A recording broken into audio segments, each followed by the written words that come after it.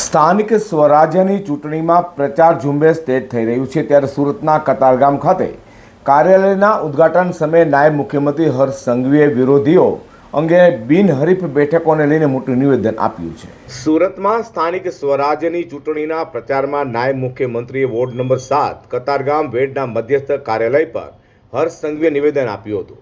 હર્ષ સંઘવીએ વિપક્ષના નેતાઓને ચેતવણી આપતા કહ્યું હતું કે વહેલી સવારે જાગે એટલે 5, 25 કે 50 લોકોની નેતાગીરીમાં હર્ષ સંઘવીનું સવારથી જ નામ ન લે તો તેમની નેતાગીરી જ ના પૂરી થાય।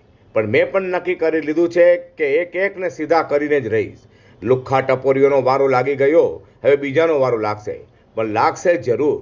નાયબ મુખ્યમંત્રીશ્રીએ કોંગ્રેસ પર કરી આકરા પ્રહાર કરતા કહ્યું હતું કે 45 વર્ષના ઉપરના અહીં લોકોએ કોંગ્રેસનું થોડું ઘણું શાસન જોયું હશે, ત્યારે 55 વર્ષથી મોટી ઉંમરના લોકોએ તો કોંગ્રેસનું દુશાસન પણ જોયું હશે। મારી ઉંમર અને મારી પછી જન્મેલા લોકો ભાગ્યશાળી છે કે જેમણે મોદી સાહેબનું રાજ જોયું છે। સુરત, અમદાવાદ, વડોદરા, રાજકોટ અને સૌરાષ્ટ્ર લુખ્ખા અને ટપોરીના નામથી ઓળખાતું હતું। જો કે આજે કોઈ ટપોરી હિંમત કરે તો 4 મહિના સુધી ચાલી ન શકે ને તેવી પરિસ્થિતિ ઊભી કરીએ છીએ। તો સાથે ગુજરાતમાં ફોર્મ પરત ખેંચવાને લઈને હર્ષ સંઘવીએ કહ્યું હતું કે ફોર્મ ભરવાની છેલ્લી તારીખ સુધી સમય પૂર્ણ થતાની સાથે 200 સીટો પર ભાજપ જીત થઈ ગઈ છે।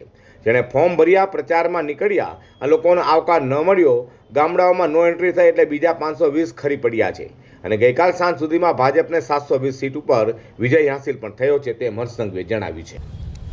આજે સુરત શહેરમાં કોઈ ટપોરી હિંમત કરે 4 મહિના સુધી ચાલી ના શકે ને એવી પરિસ્થિતિ ઊભી કરીએ છે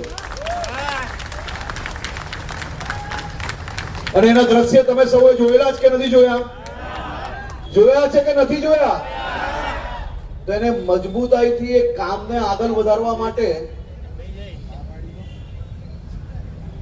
આપણે સૌ કેવું છે કે લાગણીશીલ લોકો છે। જરાક કોઈ કઈ બી સમજાવી લે, જરાક કોઈ નાની મોટી વાતો સમજાવી લઈએ એટલે આપણે ભોલમાનશાહીની અંદર ક્યાંક ને ક્યાંક વાતોમાં આવી જઈએ। આ 5 વર્ષ સુધી આ જ વોર્ડની અંદર નાની ભૂલના કારણે 2 લોકોને સહન કરવા પડ્યા છે કે નથી કરવા પડ્યા? પણ આ વખતે તો ગુજરાતમાં બધાએ ભેગા થઈને એવો હિસાબ કર્યો છે, ફોર્મ ભરવાની છેલ્લી તારીખ સુધી સમય પૂર્ણ થતાની સાથે તમારા સૌ લોકોની 200 સીટો પર જીત થઈ ગઈ